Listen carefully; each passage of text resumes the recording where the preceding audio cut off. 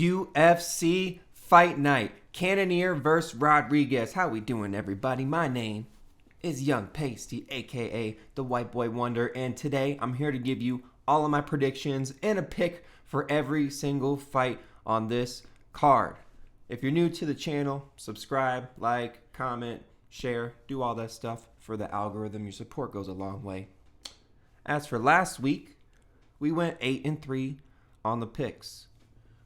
Hey, I am not mad at that. You know, we cashed on some underdogs. A couple of favorites sold on us, you know. How stuff usually goes. But 8-3, not too mad at that. Now, let's keep that momentum going on into this week as we have our main event here. Jared Cannonier, the killer gorilla, versus Gregory Rodrigues, a.k.a. Robocop. We got plus 160 for Jared Cannonier and minus 190 for Gregory Rodrigues. My pick for this fight, we're going to have to go with Robocop here. Now, look, originally, when I saw this guy and I heard this nickname, I said, how corny. And you look super old, but he actually really isn't that old. And he didn't look that impressive to me until he won the fight, continued to win these fights, and looked pretty impressive in the UFC. Now he's going up against a 40-year-old Jared Cannonier, coming off 2 losses actually. One to Kyle Brahal, went to 5 rounds. That's what Kyle usually does in his fights. But nevertheless, took him 5 rounds, beat him every single round. It was pretty obvious. And then a KO from Nasruddin Imavov. I mean, he was going to lose that fight anyway. But nevertheless, very early stoppage. One of the worst stoppages I've seen lately, to be honest with you. Now, my reasoning for picking Gregory Rodrigues. This dude is tough. This dude is gritty. He's taller than Cannonier. And 6'3" to 5'11", that's 4 inches there, so he can use the height to his advantage.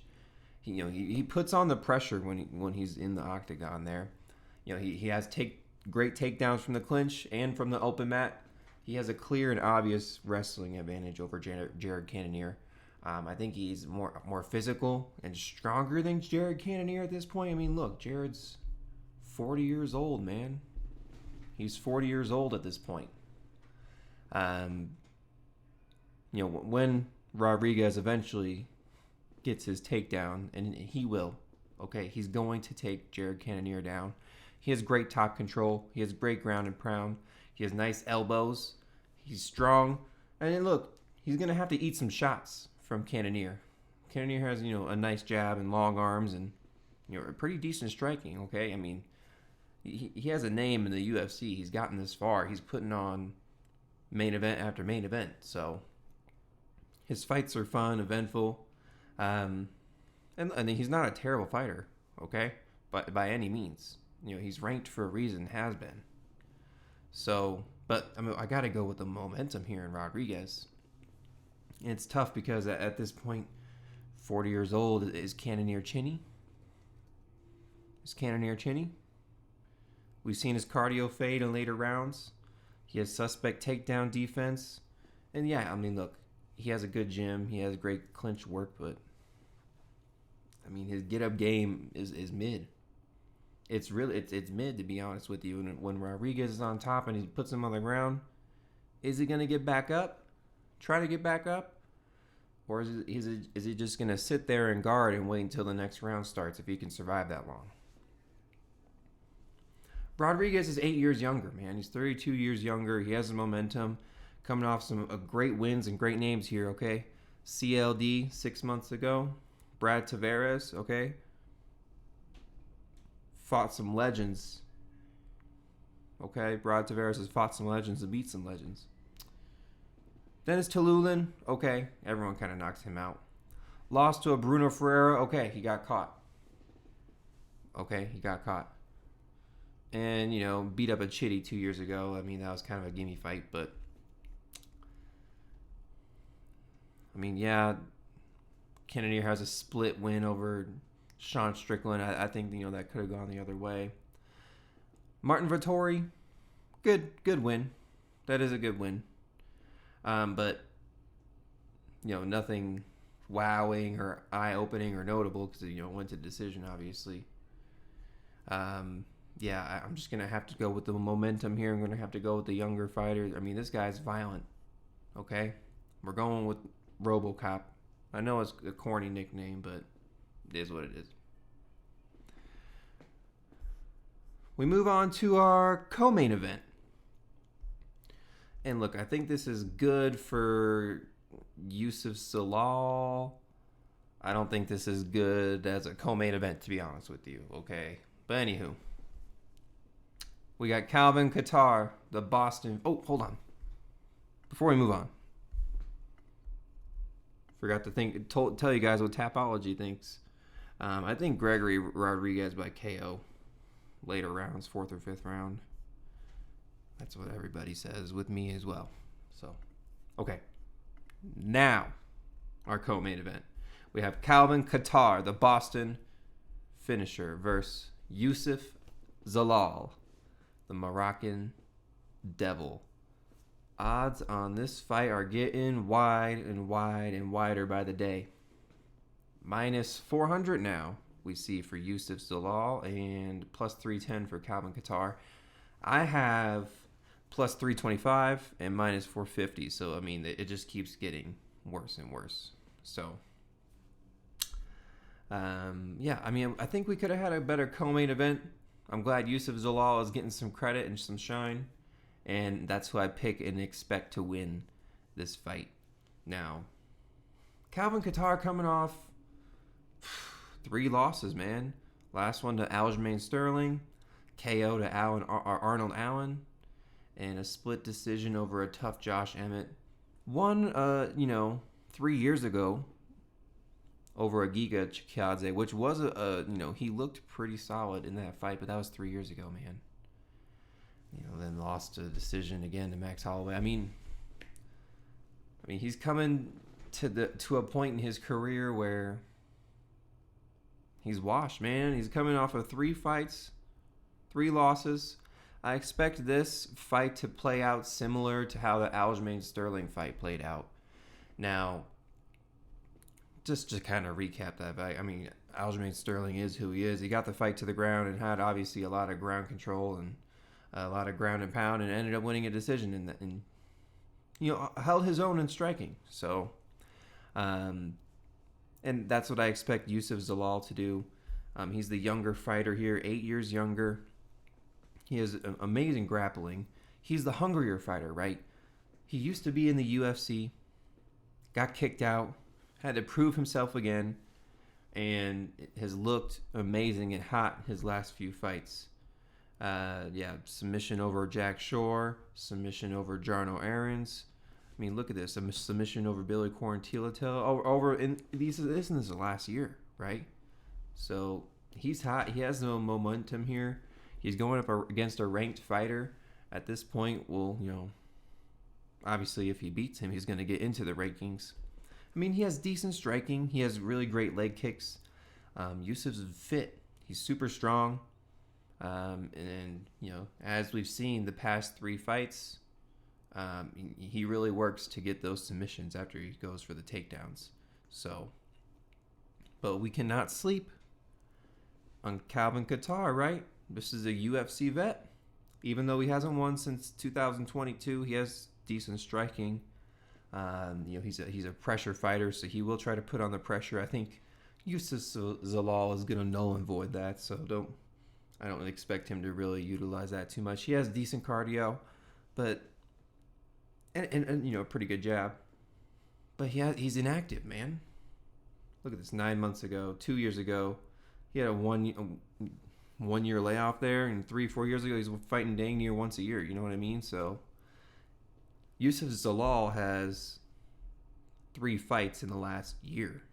So I'm going to have to go with... and he's training at Elevation. Denver, Colorado. 5,000 feet up at, above sea level. I expect the cardio to show here. I expect this fight to play out the same way that Aljamain Sterling fight did. I think Yousef Zalal may take him a little more time, or he might just be super aggressive with the takedown and go for it immediately. I don't know when or how, but he will get Kattar to the ground, and that's how the fight's going to play out. So we got Yousef Zalal by decision. What do the Tapology folks think? I think some of these guys are going to think by submission, but I don't think Kattar is going to get taught. If Aljamain cannot submit him, I don't think Yousef Zalal can.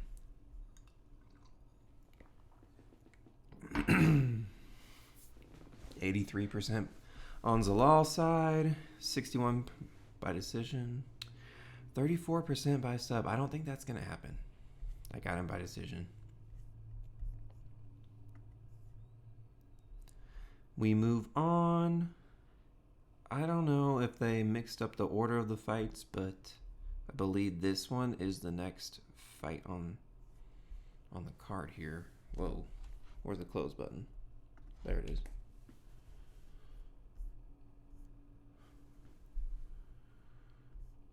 All right, here we go. We got Edmen Shahbazyan, the golden boy, versus Dylan Budka, the mindless Hulk. Edmen sitting at minus 290, plus 235 for Dylan Budka. My pick for this fight is going to be Edmen Shahbazyan. Okay. I think he should win this fight. I don't know why he wouldn't. I mean, the only thing stopping him, literally, in this fight is the takedown threat from Dylan Budka, right? That's what he is going to go for. Dylan Budka has a super wrestling heavy approach. I mean, he sells out for takedowns. I mean, as the fight goes on, he gasses out, but I mean, we've also seen that with Edmen Shahbazyan. Okay. Budka has okay leg kicks. They are heavy. They're okay. But he does this weird thing, and you'll see it in the same fight. He just kind of like runs around in a circle in the octagon, like he's running away from his opponent, which I don't like at all. I don't like at all. He'll shoot for double legs. Sometimes he'll get him. Most times he won't. He has subpar striking. I mean, he's just a one-trick pony. If he does not get the takedown, he's going to lose the fight because his striking can't hold up with anybody else. Now, I'm hoping Edmen Shahbazyan doesn't take what he usually does, his approach to this fight like he usually does. I mean, he's usually like a slow starter and tries to feel the fighter out. But Dylan Budka is just gonna, I told you, sell out for these takedowns. He's just gonna go for them immediately. I hope Edmen expects that. And now I'm about to go. Now, hear me out. I know he has suspect striking defense, but we don't have to really worry about that against Dylan Budka. Yes, Edmen leaves openings, but where will Dylan find them? He's not really a good striker. Edmen is chinny. Edmen is a little chinny, but he has slick striking. He does have heart. He has quick kicks. His takedown defense is okay. But if he initiates or has any sort of wrestling, he really doesn't have any good ground control, in my opinion, at all. So he does better moving forward, right? If he's off his back feet, just trying to strike or defend, he really doesn't do well. And Dylan Budka, as I said, he kind of runs around the octagon, so I don't expect him to pressure him too much. What I expect here is Edmen to kind of piece him up. Look, Edmen's training with some good people over at Extreme Couture. I just think Dylan Budka's sloppy, right? I think he's sloppy. I think Edmen Shahbazyan's due for a win. Look, he was winning the fight with Mearshart until he wasn't, right? He gassed himself out trying to get the finish, which I mean, they could have called it, but they didn't. I was screaming for them to call the fight, but they didn't. And he's kind of on this little lose, win, lose, win, lose, win. But he's losing to, look, Gerald Mearshart, okay, I mean, his tough loss, but Lost to Fluffy, Anthony Hernandez. That guy's running through everybody, so I'm not going to give you too much grief about that. And then Nazardine Imavov. So he's losing to the people that he should. He's beating the people that he should. We got Edmen Shahbazyan by KO. Second round KO. Whoa. Everyone agrees with me. Everybody and their mama agrees with me. Edmen Shahbazyan by KO. For sure.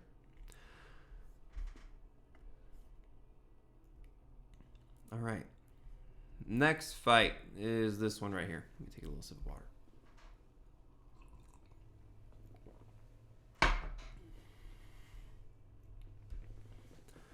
We got Ismael Bonfim Mareta versus Nazim Sadykhov, the Black Wolf. Odds on the fight, we got minus 150 for Bonfim. Last I've seen, and plus 125 for Sadykhov. I see that number actually getting even wider and wider and wider. So be on the lookout. I bet you he's going to be a 2-1 favorite come fight time here with Bonfim. His brother's actually fighting on the same card here, the Bonfim brothers. And I'm a fan of the Bonfim brothers, and that is who I'm going to pick in this fight here. It was tough. It was tough for me to pick Bonfim because his wins in the UFC, they're not the best. Look at him. Terrence McKinney, okay, if you can survive the first round and get him in the second round, it's going to be easy. And then Vince Pichel, that guy's a tough veteran, and people are going to be like, oh, you brought him to decision, you were able to knock him out. That's a tough dude, man. It's a tough dude, so I'll give him credit where it's due. He pieced him up the whole entire fight.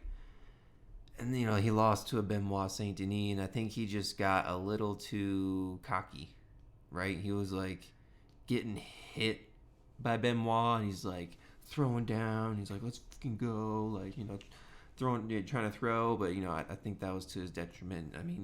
He got him here and there. Almost, he caught him on some good shots, but ultimately got subbed. And, look, there were seconds left in that round. If he would have taken that to the second and third round, who would have known how that fight would have played out? So, just saying. But hey, credit to BSD. He got the sub when he needed it. So, but yeah, Bonfim. Great footwork and great movement. He's fast. He's super quick with his striking. He has super great entries. Again, he's fought scrubs and made himself look really good, but he is very, very good and talented, and so is his brother as well. One thing he needs to look out for in this fight, and on Nazim Sadykhov has probably seen it, he needs to check his fucking leg kicks. All right? In all of his fights, he is not checking his damn leg kicks, and if he doesn't do that, his leg's going to get messed up. He's not going to be able to walk on it, and people are going to take advantage of him. I hope he's learned his lesson, right? I hope he's learned his lesson. Check your leg kicks, buddy. But he puts on the pressure, right? He really puts on the pressure and loves to move forward. And if he does get taken down, he has great takedown defense. He has great scrambles, sweeps, and sprawls, and he does what he can to get back up to his feet. So, I like Bonfim in this matchup. Now, hey, I'm not gonna sleep on Sadykhov, right? Let's go over Sadykhov here a bit. He also has quick movement. He's tough. This dude's tough and gritty, man. He also puts on pressure, right? He loves to move forward and put on pressure. And ultimately, I think this fight boils down to who wins the pressure battle. Who is the one that's moving forward? I think that's really who's going to be the one that's going to win the fight. But he leaves openings in his striking, right? He'll throw his fists, but he leaves so many openings. His takedown defense is okay. He does have the ability to get up though. So if he does get taken down, same thing with Bonfim, Sadykhov's going to do and try what he does to get back up to his feet. He does have a nice gas tank. Okay, he's meant to decisions in the UFC, so I'm not worried about his gas tank. But, hey, let's look. And again, I told you, don't sleep on Sadykhov. And it was a tough decision for me to go with Bonfim. Sadykhov's fought some good people, man. Slavakos, Terrence McKinney as well. Evan Elder, which I actually ran that fight back. He got lucky because I think Evan Elder would have ended up winning that fight. But anyway. And then, we've got to win off Contender Series. So I think Sadykhov is fighting better competition. I think things have gone his way a couple of times. Not the draw, obviously, but if Evan Elder didn't have that cut above his eye that the doctor stopped, I think he would have gone on to win the fight. So we got Bonfim. I got Bonfim by decision. I think Sadykhov's tough. I think Bonfim has nice striking, but I don't think he has, flashy knockout power unless he finds that right spot on that dude's chin. You never freaking know. So what does Tapology and people say? Bonfim. 63% on Bonfim. Most on decision. Surprised to see people on Sadykhov. At least 37%. But the odds kind of match what the people are saying. Yeah. Bonfim by decision is my pick, and we move on to the next fight.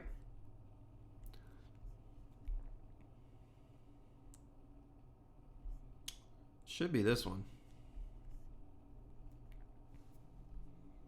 Alright, if this ain't the order, it's at least the order I'm going in, guys. So we got Rodolfo Vieira, the black belt hunter, versus Andre Petroski. Odds on the fight, minus 215 for Rodolfo, plus 175 for Petroski. My pick for this fight is going to be Rodolfo Vieira. Okay? First off, I kept getting Andre Petroski mixed up with Armen Petrosian. And come on now, can you see why? Anywho.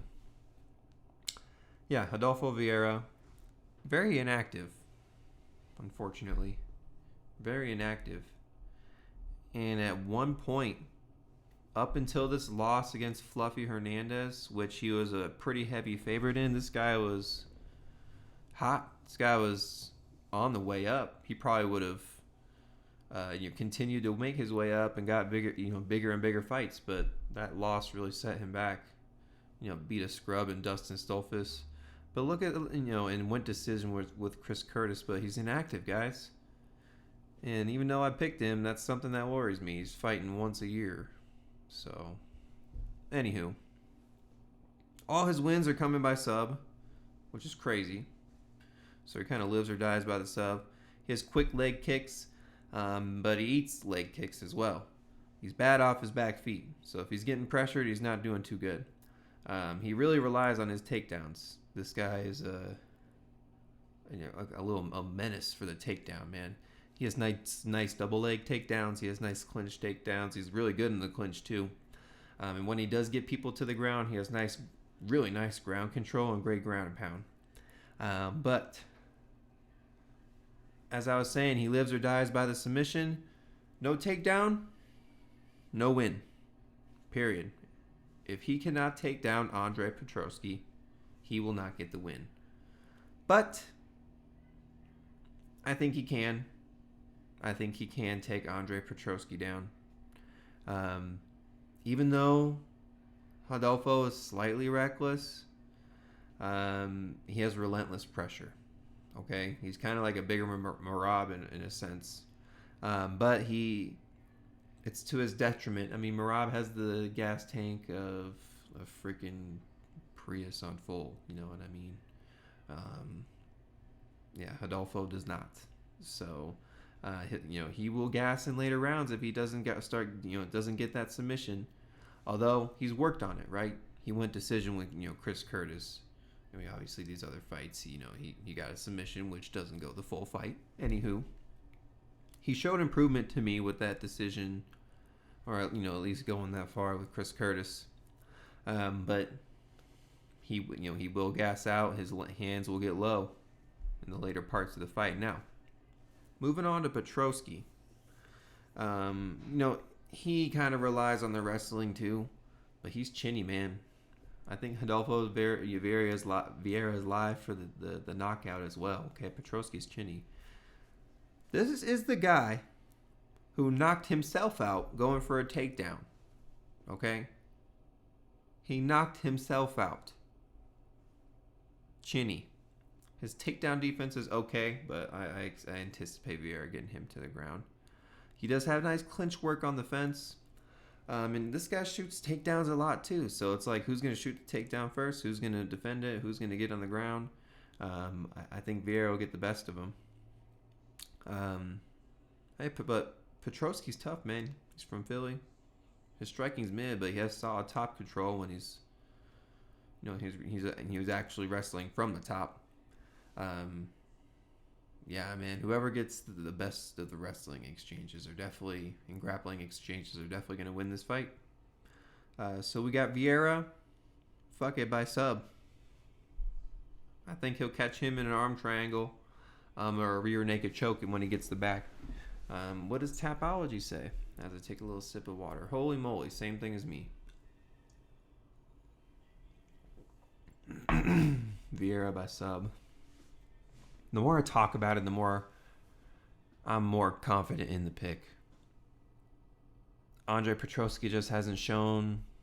I mean, look at his wins recently over Dylan Budka, Josh Fremd. These are scrubs. This is where you ground strikes after hard collision. Yeah, hard collision, knocking yourself out, you dumb fuck. Michael Pereira got caught in the very first round. I mean, this is your last notable win. Jaromir Sharbil's a split by decision split. Credit to you for going that far with him, but I think Vieira's a different beast. I think he's able to get his takedowns and win the fight by sub, rear naked choke, or arm triangle. We move on to the next fight. Where's it at? Here it is. This should be the first fight on the main card. And a good fight, too. We got Jose Delgado versus Connor Matthews. Minus 230 favorite for Delgado, plus 190 for Matthews. This number's going up. I saw Delgado at minus 290 in some places. So that's what I expect him to be come fight time. He is the younger fighter, 6 years younger than Connor Matthews, the controller. Well, call Jose Delgado the human, and you are the controller in his hand, because you are going to get controlled, buddy. We got Jose Delgado, and that is my pick for this fight. This is Delgado's UFC debut. Okay, he's a Dana White Contender Series alum, but so is Connor Matthews. However, Connor Matthews lost his first Dana White entry to Francis Marshall, who was okay at the time. Had to, prove himself with another, quick win. Comes back and beats a J.R. Farias, who's really not that good, in the Dana White Contender Series, and coming off a KO loss to Dennis Bazookia. Delgado, again, almost a minus 290 favorite. I mean, look, this guy's a tough Mexican. He's gonna be taller. He's gonna be lengthier. He has great leg kicks. He has that he's definitely going to use that reach advantage. He loves to work at range. The way Connor Matthews could potentially screw up his rhythm, or at least try to win this fight for himself, right? Close the distance. Don't let him use that reach advantage. Maybe you get on the fence and potentially get a takedown, but I got full faith in Delgado. This is really one of my most confident picks of the week, to be honest with you. Again, tough Mexican. He's training out of MMA labs, so he's working with a bunch of great fighters. The New England Cartel has a few good fighters, but I think MMA lab has a bunch of better strikers, right? This guy has super long, heavy kicks, and he'll use a lot of them. He has nice reaching combos. So, I think Conor Matthews is going to be on his back foot a lot, trying to dodge a lot of strikes. He can use that reach advantage and move forward, and again, he has really good reaching combos. He's on a 3-fight knockout win streak. All of his fights, come by finish. His only loss, which I watched the whole fight, he basically got robbed, right? This dude was a relentless wrestler, and he withstood a lot of the takedowns. And the first round was close, but I mean, somebody who has that relentless wrestling, right, is definitely going to screw your rhythm up. And Jose Delgado needs to keep that reach and that length. He'll be able to piece up Conor Matthews. Okay, he has really good striking. He has really good power too for this division, right? I could see it. I could see a knockout on Conor Matthews for sure. And Delgado's nice on the wrestling too, right?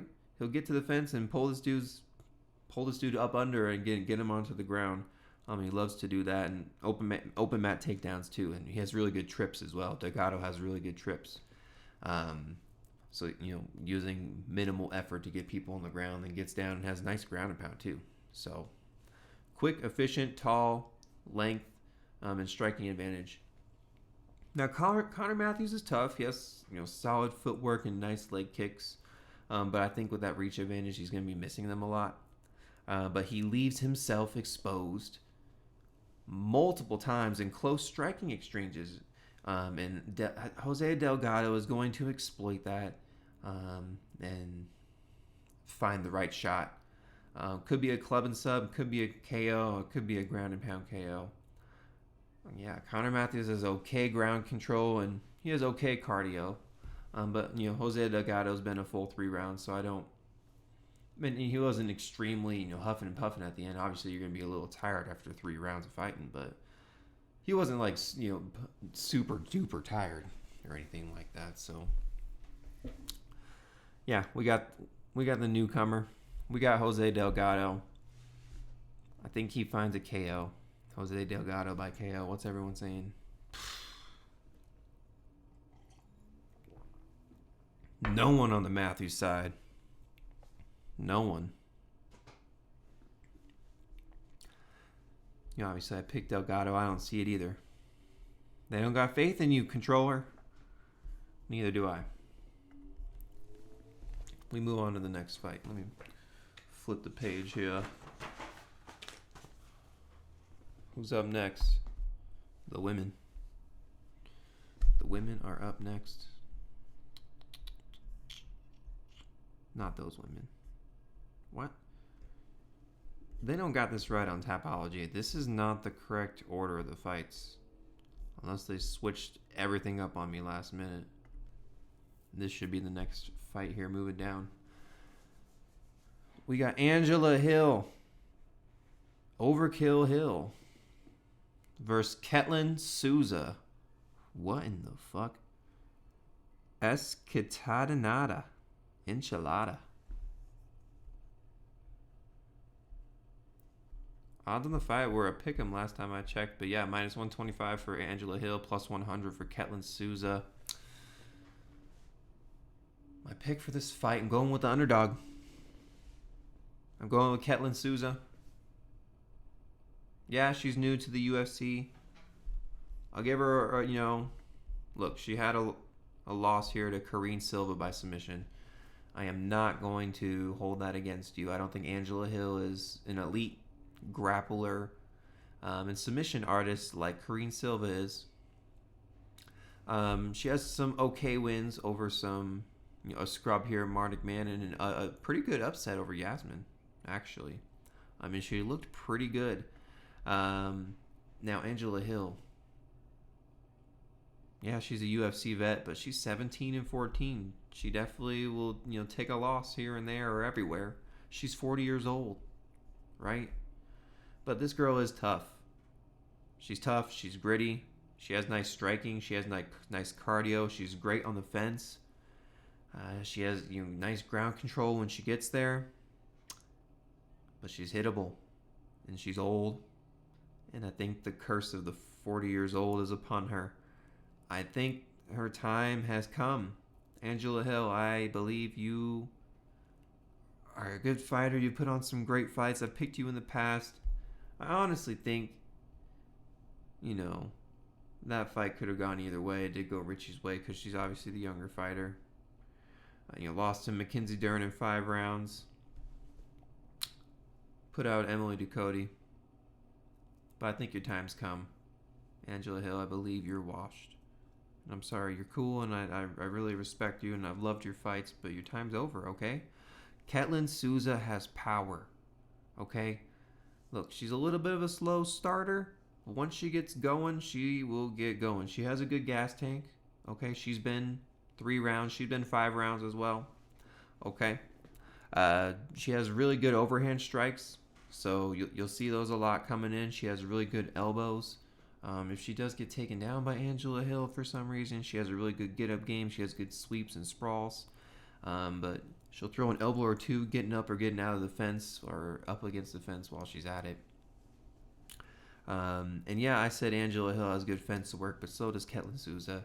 But this is where the youth comes into play, man. She's 29 years old, 30 years old, so she's 10 years younger than Angela Hill. I just think Angela Hill's washed at this point. I'm sorry, girl. I told you. I'm a fan of you, but I think your time's come. I'm going with the younger underdog here and a Brazilian. And look, they're the same size. I'm not worried about the 1.5-inch reach advantage. Souza has gone against people that are way taller and had much more of a reach advantage of them and made quick work of them. And easy work of them. So, Souza by decision. What's everyone else say? Souza by decision. Everyone has also agreeing with me. They think Angela Hill's time has come. She's going to get caught with a couple shots that are going to hit her hard and stun her. For sure. It's a good fight, but we got Souza. Going with the underdog, and we move on. This is a good fight here, too. One that's going to answer a lot of questions. We got Rafael Estevam Macaba versus Jesus Aguilar. Odds on the fight minus 330. Yep, minus 330 for Estevam, plus 260 for Jesus. Oh, man. Great fight, man. Great fight. Pick for the fight. Going with Rafael. I'm going with Rafael. I think his wrestling and his ground and pound is something that Jesus hasn't seen before. I think he's going to be able to get the finish with you, honestly. Jesus has suspect takedown defense. I mean, he gets taken down by damn near everybody. But the difference is Rafael will be able to hold him down, or at least hold him down a little bit and get damage off and then take him back down. The people that have taken Jesus down haven't been able to do too much damage with it. And he gets right back up. He's crafty with his sweeps and get-ups and sprawls, okay? He just finds a way, whether it's in the open mat or against the cage. Jesus is underrated, okay? I mean, he's been a dog in, I think, every single fight of his UFC career. And look, are we going to be mad at him for a loss over Tatsuro Taira? No. KO'd Shannon Ross, everyone does that. This right here, the Mendoza decision, I think this should have gone to Mendoza. I was actually surprised that Jesus won that fight. This isn't the one where I picked him. Picked him in the next one. But Mendoza had ground control.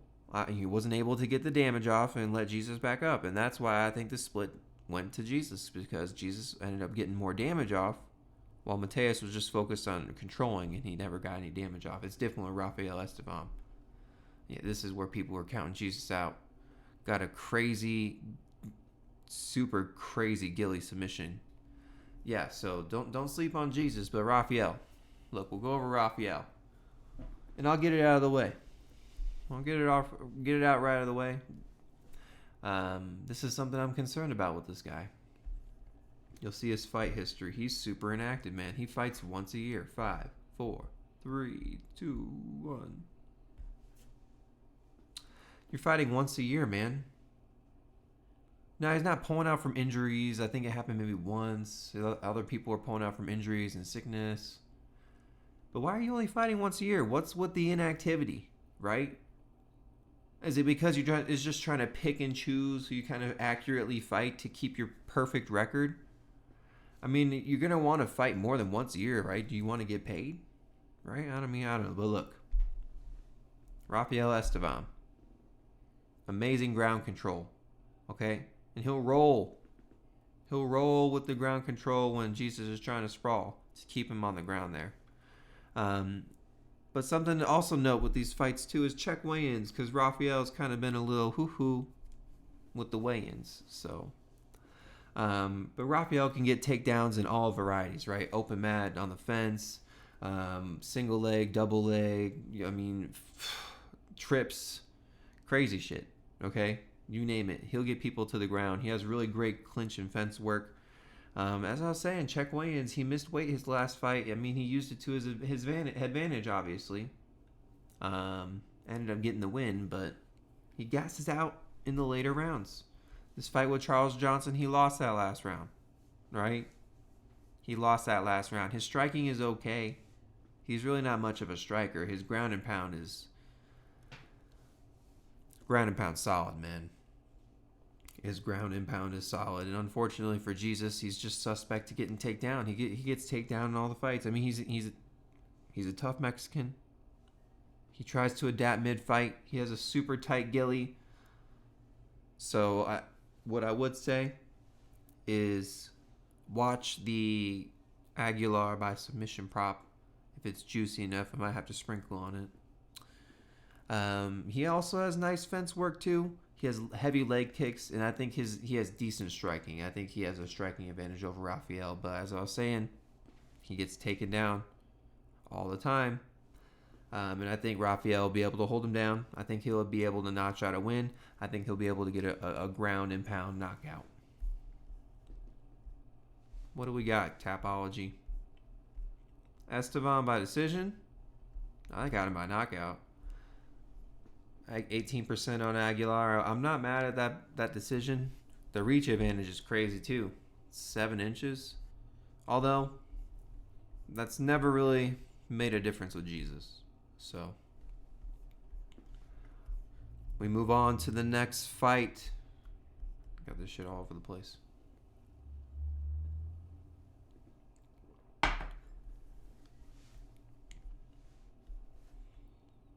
Look at those pictures.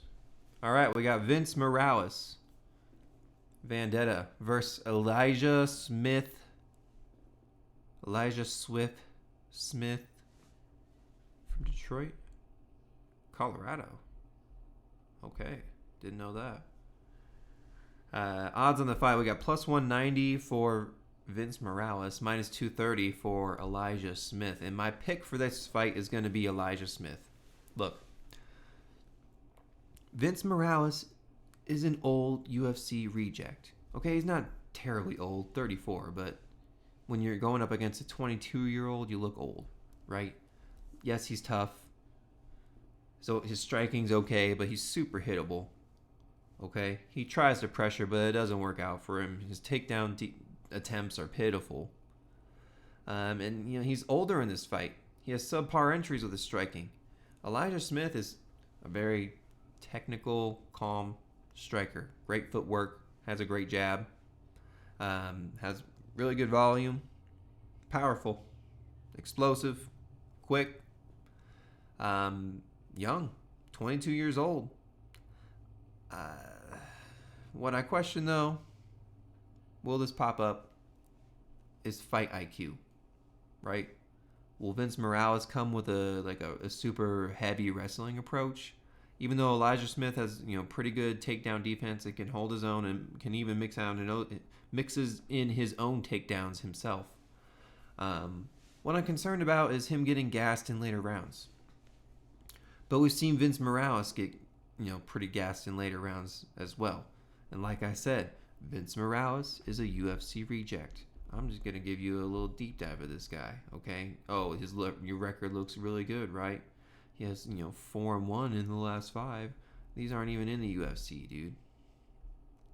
Literally, division. These are all different fighting organizations. Get a short notice fight to come back into the UFC, and you lose to a Taylor Lapilus. So Vince Morales. They kicked him out of the UFC because he really wasn't doing too hot. And really didn't beat anybody notable, right? Lost to Benito Lopez, lost to Chris Gutierrez, lost to Jonathan Martinez and Miles Johns, and they had enough. They said goodbye. So he goes undefeated out of the UFC for the next year and a half, 2 years. Gets a short notice fight to come back in the UFC, loses a decision to Taylor Lapilus. I'll give you credit where it's due. You're tough. But you're hittable, man. You're super hittable. Elijah Smith, even though he's young, right? Coming off a win off the Dana White's Contender Series, which, he showed he was gassing in the last round, but still showed heart. Didn't give up and won the first 2 rounds pretty handedly. I think this goes to decision. I think Elijah Smith will be able to take care of Vince Morales. I just hope he doesn't get caught in some crazy shit. So, but I think he'll be able to outlast him. I think it plays out similar to the Taylor Lapilus. A little more sweaty because it's not Taylor Lapilus. Nevertheless, we got Elijah Smith. What does Tapology say, guys? What do the people say? Smith by decision. Smith by knockout?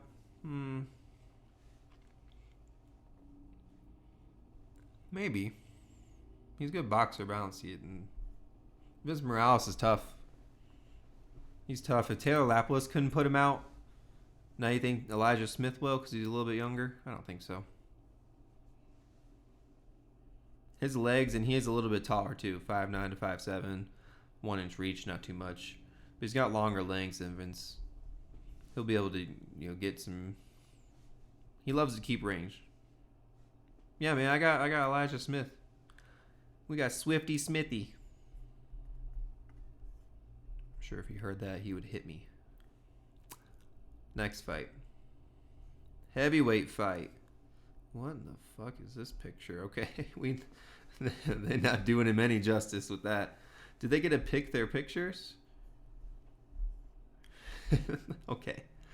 We got Valter Walker, the Clean Monster, versus Dontel Mays, Lord Kong.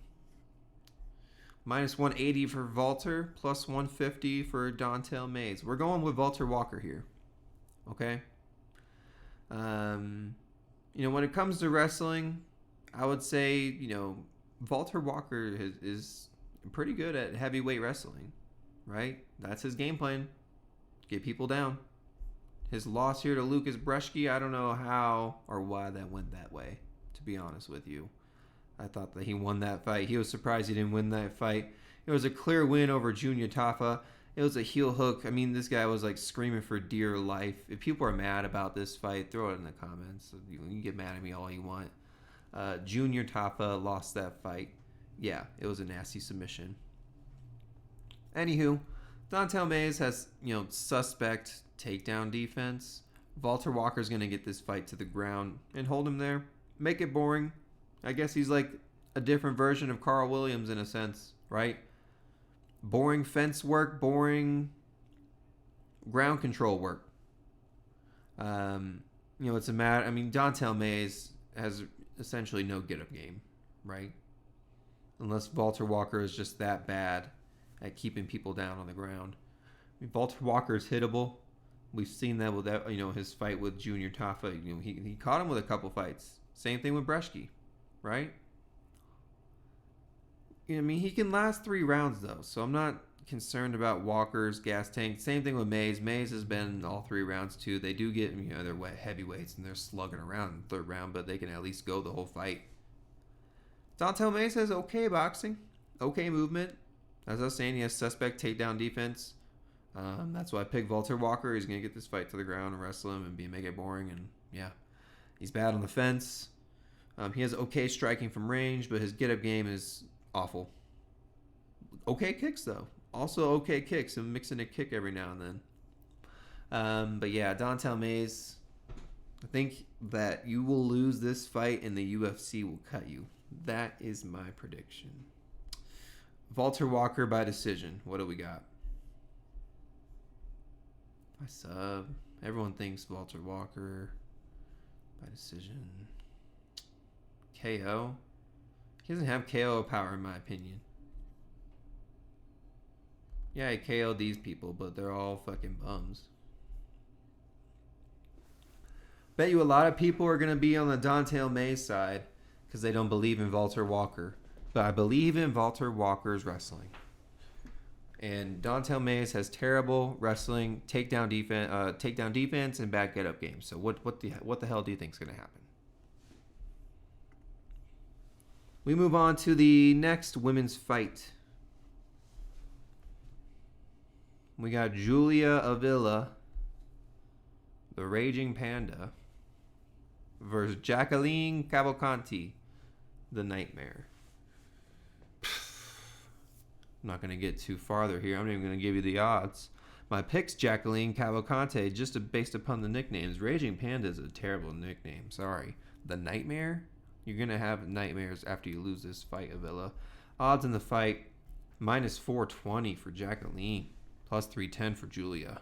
That is super wide for a women's fight, but I think they're a little too wide. I wouldn't say they're justified. I think, Jacqueline at a 3-1 favorite would make sense. 4-1. She'll probably get even juiced up to a 5-1 come fight time. Crazy. I am picking, obviously I picked Jacqueline. Julia's old, man. She's 36 years old. She's bad off the ground. Her striking's okay. She has essentially no get-up game. Took a long layoff here. Took a 2-year layoff. And lost to an old Misha Tate. And looked terrible. No notable wins at all in the past few years. These are all names that aren't relevant in this division anymore. Jacqueline's been active. Yeah, she's been winning splits, but they've gone her way. She's making things work. She has a little bit of a reach advantage and height advantage. I believe she'll be a little bit lengthier. Again, she's active. She has nice boxing. She has really crisp striking. She has a decent gas tank. She can go all 3 rounds. She's not huffing and puffing.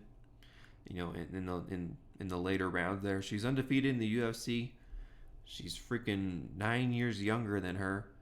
And if she does get taken down by Julia for some reason, she hasn't, enough skills in the tank to get back up. She's primarily a striker. She will, mix in some, top control in wrestling if she can get it there easily. But she's primarily, just wanting to work the strikes, the striking, pick you apart here and there. Jab, cross, mixing a few combos, body shots. I don't see a knockout happening. I think Jacqueline goes 3 rounds, beats Julia, and Julia hangs the gloves up. Whew. No one picking her whatsoever. 4% on Avila, 96% on Cavalcanti, 94% of those people saying by decision. I agree. It's your time, Avila. Now, I just said it was freaking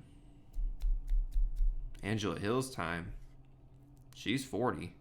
She had a little late career stride. I don't think this girl has it whatsoever. She had showed no heart to me.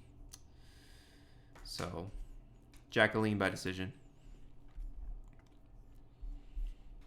And we move on to the first fight of the night, which surprises me because, what? This is such a freaking banger of a fight. So I don't know if they're putting it first to get people attracted to draw them in and watch a really good fight, but it doesn't make any sense to me. This should be on the main card. Shame on you, UFC.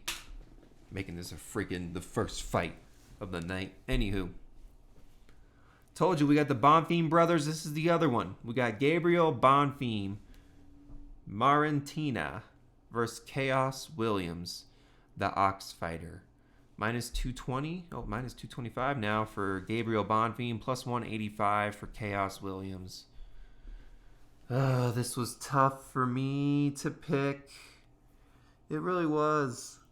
I like both of these fighters, man. I like both of these guys, but I alluded to it before.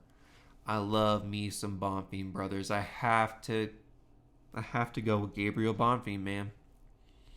I have to go with Gabriel Bonfim. I love me, my Brazilians. This guy has great movement and great footwork, and I think he'll be able to outclass Khaos Williams. Khaos gets a little reckless sometimes. He gets a little chaotic. I mean, this dude's tough. This dude's powerful. Puts on some forceful strikes. Gabriel Bonfim gets caught, it's over. We saw that, he doesn't have this amazing chin. He got clipped by freaking Dalby. So, things were going his way until they weren't. So he really needs to be able to, not get caught, right? But he has crafty striking. He keeps the range. Nicholas Dalby was able to close the distance. Can Khaos? If he comes in and makes it, this like a brawl, like a bar fight, and crazy, I mean, you never freaking know. That's why it was so tough for me to freaking pick this fight. But again, the crafty striking, he keeps the range. I think Gabriel Bonfim won't be able to let Khaos close the distance because he'll be, too afraid of shots, getting landed on him. If he tries, any sort of, takedown attempts or his feints that he tries. But Bonfim himself has good takedowns, and he has great ground control, and awesome ground and pound. He also rolls with his ground control and keeps the ground control. So he has the wrestling advantage. I think he can outclass Khaos on the feet. That's where it stays. But he really needs to make sure he doesn't get caught because Khaos Williams has that knockout power, that one-shot knockout power. At any point in this fight, Bonfim could get caught and be put on the mat. But Khaos, man, I mean, he has a chin. Expect this fight to go all 3 rounds. He can dig deep. All right, he has a gas tank too. Now, the reason Bonfim got KO'd, in my opinion, is because of a frantic pace that was put on. And I've never seen Khaos put on a frantic pace like Dalby has. But will he? Will he implement that game when he saw that's how that he lost? But Bonfim showed me improved cardio here with the decision win over Ange Lusa. He looked great the whole fight and went all 3 rounds. So, and the pace wasn't the Dalby fight, but it was still a decent pace, right? Khaos works in nice little body shots here and there. He has good little, every single fight he ends up getting to the fence and puts in some clinch work on the fence, which I think is him just kind of relaxing, kind of, getting some more energy in the tank. He loves to pressure and move forward and bully, but Gabriel won't be able to do that. Again, he has crafty striking. He'll be able to move the range. But I've said this before with a couple other fighters. Khaos leaves openings with his wild shots that he throws, especially with those overhand shots he throws. I think Gabriel Bonfim's going to expose him in a couple of those moments. Maybe get a knockdown, put him on the ground, and get that ground control. But we got Gabriel Bonfim by decision. It was tough for me to come to this. If Khaos Williams knocks out Gabriel Bonfim, I wouldn't be surprised at all. Not one bit. But Bonfim by decision, what do the people say? Close. These odds it should be a pick'em in my opinion. I don't know why Bonfim's so favored, but I think the books see what I see.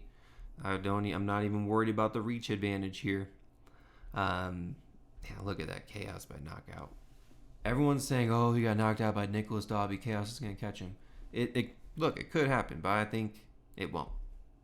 Bonfim by decision. That is all the fights for UFC Fight Night Cannonier versus Rodrigues. If you've made it this far, again, please subscribe to the channel, like the video, comment, subscribe. I appreciate your support. The bets video will drop on Wednesday, so keep your eyes peeled. My Patreon is free. Subscribe to the Patreon. That's where I release all of my bets. Again, I put them in before the video comes out, so you can get the bets at the odds when I actually get them. So, Young Pasty out. Let's have another good week, guys. Let's have another good week, guys. Let's go. I'm out.